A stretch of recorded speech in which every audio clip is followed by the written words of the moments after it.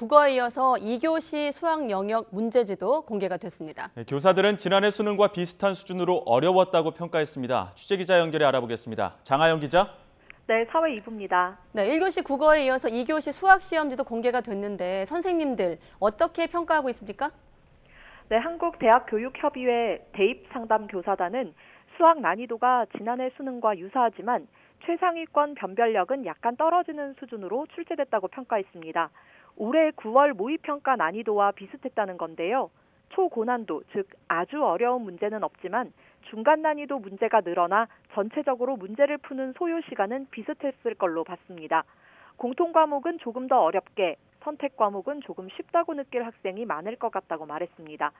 선택 과목 중 확률과 통계, 그리고 기하에서는 신유형 문제가 출제됐지만 미적분에서는 신유형 문제가 없었다고 설명했습니다. 지난해 수능에서 수학 1등급 표준 점수가 137에서 147점까지 분포돼 대학 입시에서 수학을 잘 보는 게 매우 중요했는데요. 올해도 수학이 총점 결정에 중요한 영향을 미칠 거라며 자연계열 학생이 인문계열 모집 단위로 지원하는 경향도 이어질 걸로 내다봤습니다.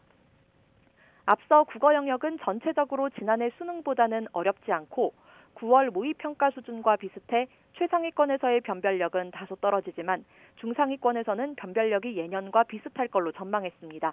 김용진 선생님의 평가 들어보시죠. 기초대사량을 다룬 과학지문의 17번 문제가 이제 가장 어려운 문제로 볼 수 있습니다.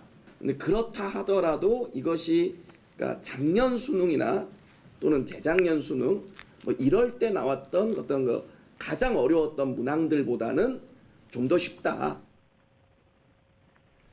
네, 이에 앞서서 올해 수능의 전체적인 출제 경향을 평가원이 발표했는데 어떻게 설명했습니까? 네, 2023학년도 수능 출제 검토위원단은 예년 출제 기조를 유지하려 노력했다고 밝혔습니다. 박윤봉 출제위원장은 특히 선택 과목 유불리를 최소화할 수 있다고 노력했다고 말했습니다.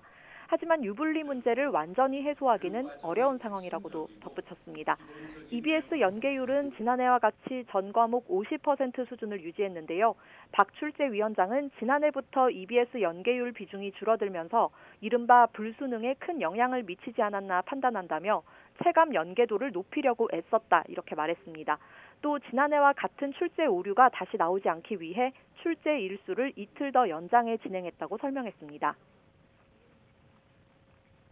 네, 그리고 실제 수능을 치르는 수험생 집계가 나왔죠. 이번에도 결시율이 높았다고요?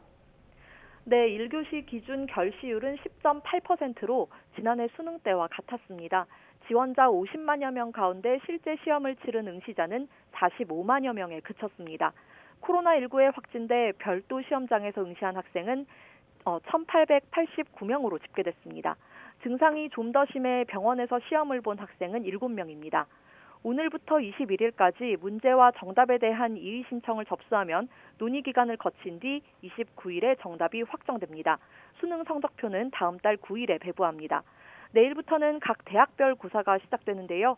수시 모집 합격자는 다음 달 15일 발표하고 정시 모집 원서 접수는 다음 달 29일 시작해 내년 1월 2일 마감합니다.